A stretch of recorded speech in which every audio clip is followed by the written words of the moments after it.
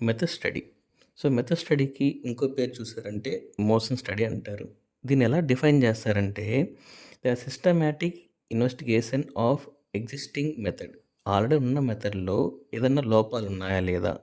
లోపాలంటే డెవలప్‌మెంట్‌లో కావచ్చు, ఇన్‌స్టాల్‌లో కావచ్చు, ఎఫెక్టివ్‌నెస్‌లో కావచ్చు, ఎఫిషియన్సీలో కావచ్చు, ఇలా అన్ని category pin to pin check చేస్తారు.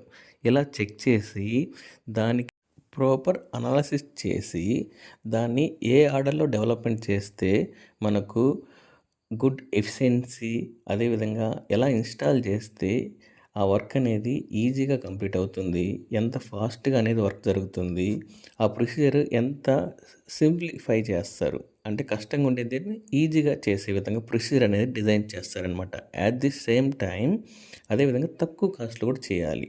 సో, దీంతో మేజర్ అచీవ్‌మెంట్ చూసారంటే అన్నెసెసరీ మోషన్స్‌ని ఎలిమినేట్ చేయాలి. ఎక్కడ టైం వేస్ట్ జరుగుతుందో అక్కడంతా దీన్ని ఎలిమినేట్ చేస్తుంది. మళ్ళీ సీక్వెన్స్ ఆఫ్ ఆపరేషన్ అంటారు. ఈ ప్రొసీజర్ ఏంటంటే మనం ఒక జాబ్ వర్క్ చేస్తాం, నెక్స్ట్ వర్క్ వచ్చి పక్కన ఉండే విధంగా చూసుకోవాలా, ఎక్కడో ఉండే విధంగా చూసుకోకూడదు. అంటే ఆర్డర్ అనేది step 1, step 2, step 3, step 4, step 5. So, సీక్వెన్స్గా పక్కన పక్కన ఉన్నాయనుకోండి, వర్క్ అనేది ఫాస్ట్గా జరుగుతుంది. సో, దీన్నే method study or motion study అంటారు. So, next topic advantage of work study or objectives అంటారు. దీంట్లో టోటల్గా 9 ఆబ్జెక్టివ్స్ ఉన్నాయి. సో, దాంతో ఫస్ట్ వన్ చూసారంటే వర్క్ సింప్లికేషన్.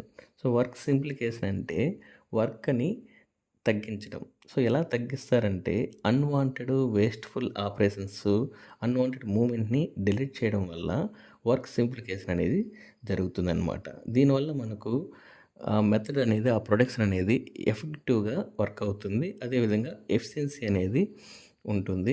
చాలా సింపుల్‌గా కూడా మనం వర్క్ చేసుకోవచ్చు. Next increase in efficiency. ఒక కంపెనీలో ఎఫిషియన్సీ ఇంక్రీజ్ చేయాలంటే మనం కాస్ట్ అనేది పడుతుంది, ఆ బర్డెన్ అయితే పడుతుంది. మనం ప్రాపర్ ప్రొసీజర్, అనాలిసిస్ అన్నీ యూజ్ చేసి మనం ఆ కాస్ట్‌ని తగ్గించవచ్చు. ఎందుకంటే టైం డిలేస్ అంతా లేకుండా ఉంటుంది కాబట్టి. Next increase in production. So, increase in production ఎలా చేస్తారంటే ఈ వర్క్ స్టడీలో కోఆర్డినేషన్ ఉంటుందన్నమాట. ఎలా ఉంటుందంటే ఓ డిపార్ట్మెంట్ వైస్ వచ్చి స్కిల్డ్ లేబర్స్ ఉంటారు. సో, వాళ్ళకి already experience skilled labours. So, కాబట్టి అక్కడ మనకొచ్చి ఎఫెక్టివ్ మేనర్‌లో వర్క్ అనేది జరుగుతుంది. ఎఫెక్టివ్ మేనర్‌లో జరగడం వల్ల మనకు ప్రొడక్షన్ అనేది ఇంక్రీజ్ అనేది వస్తుందన్నమాట, ఓవరాల్‌గా రిజల్ట్. నెక్స్ట్ వచ్చి ఫిక్సింగ్ ది స్టాండర్డ్స్. దీని మీనింగ్ చూసారంటే అక్యురేట్ మెథడ్‌ని సెట్టింగ్ చేయడం. సో, అక్యురేట్ అంటే మనం పర్ఫెక్ట్‌గా ఒక మెథడ్‌ని సెలెక్ట్ చేసుకుంటాం కదా, దాన్నే అక్యురేట్ మెథడ్ సెట్టింగ్ అంటారు. ఇక్కడ ఏంటంటే స్టాండర్డ్ పర్ఫార్మెన్స్ అయితే ఉంటుందన్నమాట. అంటే క్వాలిటీ వర్కర్సు టైం కూడా మనం క్యాలిక్యులేట్ చేయొచ్చు. ఇంత టైంలో వచ్చి ఈ వర్క్ అనేది కంప్లీట్ అయిపోతుంది అని కూడా ఈ ఫిక్స్డ్ స్టాండర్డ్‌లో మనం చూడొచ్చనమాట. ఒక రోజుకి ఎన్ని వర్క్ జరుగుతుంది, ఎంత వర్క్ కంప్లీట్ చేయొచ్చు, ఇప్పుడు ఎంత వర్క్ అయితే వర్క్ జరుగుతుంది, A to Z pin to pin ఈ పాయింట్లు మనం తెలుసుకోవచ్చు అన్నమాట. Next point smooth supervising. దీని మీనింగ్ ఏంటంటే మనకు ఒక మేనేజ్మెంట్కి వర్క్ అనేది స్మూత్గా జరిగిపోవాలి. ఈ టైంకి ఈ వర్క్ అయిపోవాలి, ఆ టైంకి ఆ వర్క్ అయిపోవాలి, ఇంత టైంలో ఆ వర్క్ అయితే అయిపోవాలి. ఫర్ ఎగ్జాంపుల్ మీ కాలేజీలో టైం టేబుల్ ఉంటుంది.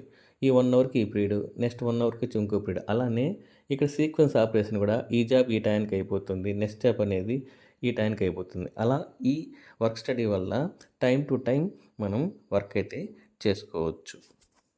అలా చేసుకొని షెడ్యూల్ కూడా మనం క్రియేట్ చేయొచ్చు. సో, నెక్స్ట్ వర్క్ కూడా మనం షెడ్యూల్ అయితే ఇవ్వచ్చు అనమాట. ఇది దానికి చాలా హెల్ప్ అవుతుంది. మేజర్గా మేనేజ్మెంట్కి చాలా యూస్ఫుల్గా ఉంటుంది. Next benefit to workers. So, ఇక్కడ వర్క్ స్టడీలు ఎలా ఉంటుందంటే ఒక పర్సన్కి ఒక వర్క్ అసైన్ చేస్తారు. ఈ టైంలో నువ్వు దాన్ని కంప్లీట్ చేసేయాల.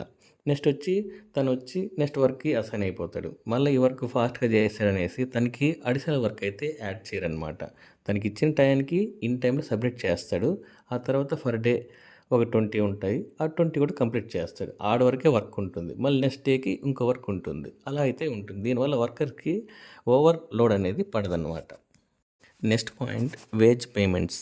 సో, వేజ్ పేమెంట్స్ అంటే టైం టు టైం వాళ్ళకి పేమెంట్ అయితే చేసుకోవచ్చు. అంటే ఫర్ ఎగ్జాంపుల్ ఒక వర్కర్ వచ్చి 8 అవర్స్ వర్క్ చేస్తాడు. ఆ తర్వాత 1 అవర్ ఎక్స్ట్రా వర్క్ చేశాడనుకోండి. దానికి ఎంత అమౌంట్ ఇవ్వాలో ఈజీగా ఈ వర్క్ స్టడీ బేస్ చేసుకొని మనం కాలిక్యులేట్ చేసుకోవచ్చు. వాళ్ళకి ఇవ్వచ్చనమాట. లైక్ ఇన్సెంటివ్స్ అంటారు కదా! ఓవర్ టైము, ఓటీ అంటారు కదా! అలా అనమాట. నెక్స్ట్ పాయింట్ చూసారంటే బెనిఫిట్ టు కస్టమర్స్. అంటే మనమే కదా! సో, మనకేం కావాలి?